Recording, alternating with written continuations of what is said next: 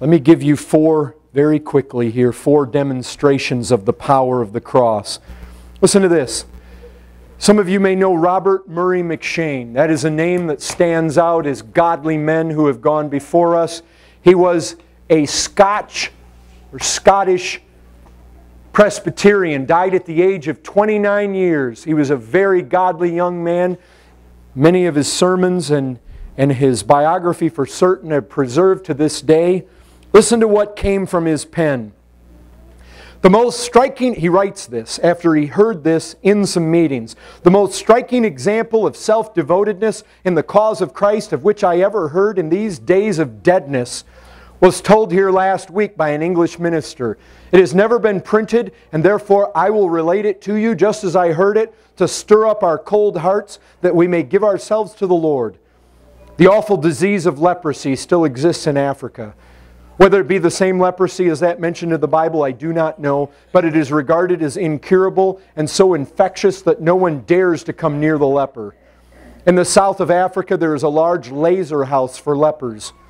It is an immense space enclosed by a very high wall and containing fields within which the lepers cultivate. There's only one entrance, and it's strictly guarded. Whenever anyone is found with the marks of leprosy upon him, he is brought to this gate, obliged to enter in, never to return. No one who enters in by that awful gate is ever allowed to come out. Within this abode of misery, there are multitudes of lepers in all stages of the disease. Dr. Halbeck, a missionary of the Church of England, from the top of a neighboring hill outside the laser house, saw lepers in it at work. He noticed 2 particularly sowing peas in the field. One had no hands, the other had no feet. These members being wasted away by the disease. The one who lacked hands was carrying the one who lacked feet upon his back. And he again carried in his hands the bag of seed. And he dropped a pea every now and then, which the other pressed into the ground with his foot. And so they managed the work of one man between the 2. Ah, how little we know of the misery that is in the world, such as this prison house of disease. But you will ask, who cares for the souls of the hapless inmates? Who will venture to enter in at this dreadful gate, never to return again? Who will forsake father and mother, houses and land to carry the message of a Savior to these poor lepers? I'll tell you who. 2 Moravian missionaries, impelled by a divine love for souls, have chosen the laser house as their field of labor. They entered it never to come out again. And I am told that as soon as these die, which die they likely will, a most fearful death, other Moravians are quite ready to fill their place. Ah, my dear friends, may we not blush and be ashamed before God that we, redeemed with the same blood and taught by the same Spirit, should yet be so unlike these men in vehement, heart-consuming love to Jesus and the souls of men. And I just ask you, what is it that makes 2 young men devote themselves as missionaries to the cause of God, to leave father and mother and home and comforts and go into a distant land? It is a thing of power that does that. It is a thing of power that releases men from the comforts of this world to go do that. It is the power of the cross of Christ. This comes in part from the pen of Spurgeon, the Baptist pastor from 150 years ago. He tells the story of a Mr. Thomas Hawks taken, chained around the midsection to a stake, and he was burned for his faith. Hawks, when he was in prison, before having gone to the stake, promised his friends, by the help of God, I will show you that the most terrible torments can be endured in the glorious cause of Christ and His gospel, the comforts of which we're able to lift the believing soul above all the injuries men can inflict. Once the flames were kindled around him at the cross, They quickly blazed with such fierceness that his speech was taken away by their violence. His frame shrunk, and the people assumed him dead.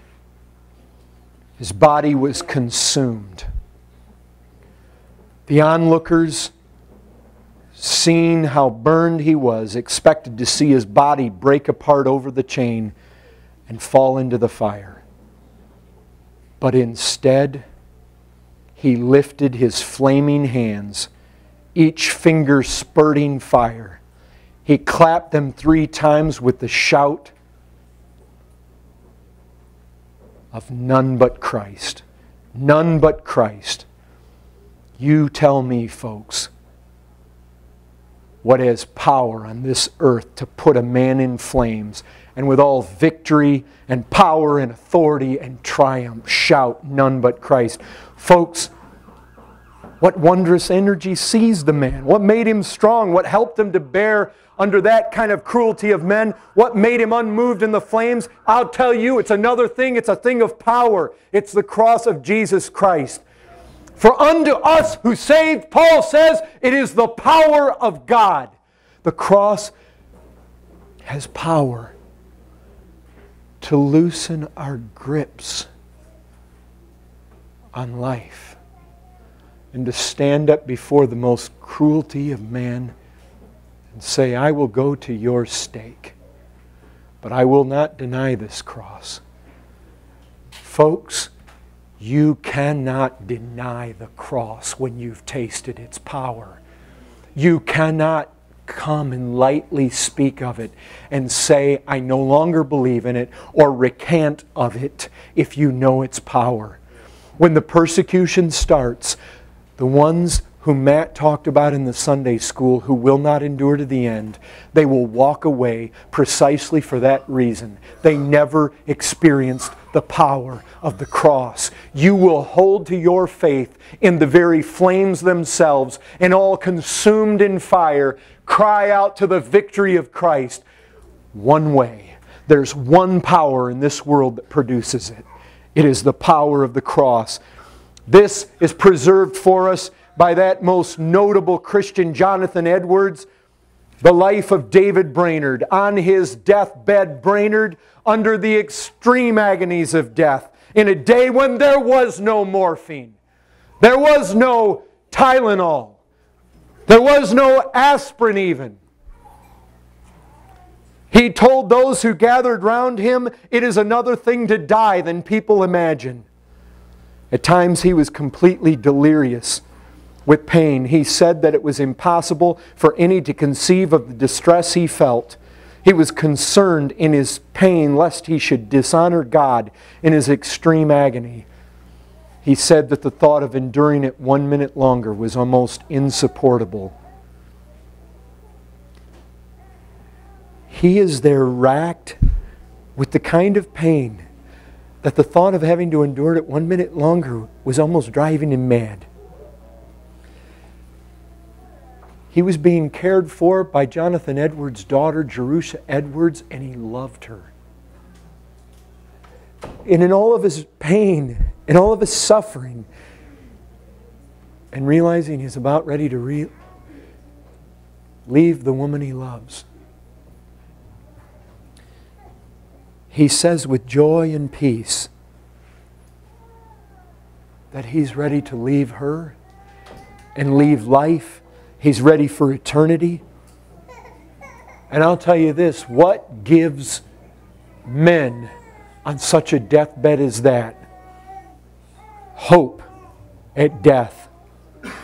Listen, I saw my aunt die.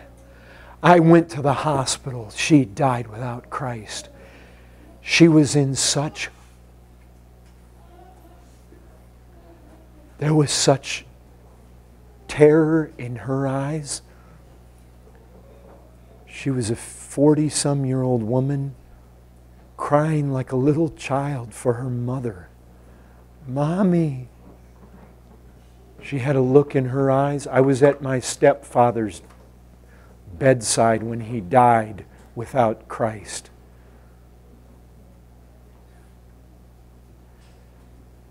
if you think you can spurn Christ, come to church, be religious, and get to the end and get on your deathbed. And if you think you'll die easy without Christ, if you'll die easy having lacked assurance all through this life, if you'll die easy trusting in your church going or your works, I've seen it. People don't die easy. There's only one thing that causes men to die easy, and it is a power unknown to this world. It's a power that comes from that cross. I have one more and I'm done. King James II in February 1685 had two covenanters, two women, Margaret Wilson, aged 18, and Margaret McLaughlin, 64, arrested near Wigtown on suspicion of having attended an unauthorized prayer meeting. They were tied to stakes in the rising tide at Wigtown. But if they simply would disown their faith, disown their Savior, they would be freed. They both refused. The older Margaret was first to drown, with the younger Margaret refusing to bow to the tortures of the soldiers, who were gathered round her, forcing her head under the water. They mockingly shouted, "Take another drink, Henny." But she defied them by singing Psalm 25 as the waters engulfed her. The bodies of the two Margarets were buried together in Wigtown graveyard, along with 3 local men also executed a few days later for their faith. I just ask you, folks, what miracle of grace gives the meekness and the patience and the cheerfulness and the self-denial to 2 Moravian men, to a man in the flames, to a man racked with pain on his deathbed, to 2 ladies in a rising tide. Brother, sister, I'll tell you this. There is power in the cross, and there is power there to free us from all fear of loss in this life, to let it go. You're not citizens of this world. The power of that cross has set us free and ransomed us to God. We are people of another kingdom. The power of the cross calls us not to ease and not to luxury and not to retirement and rest and securities. You're called to live in the power of the cross.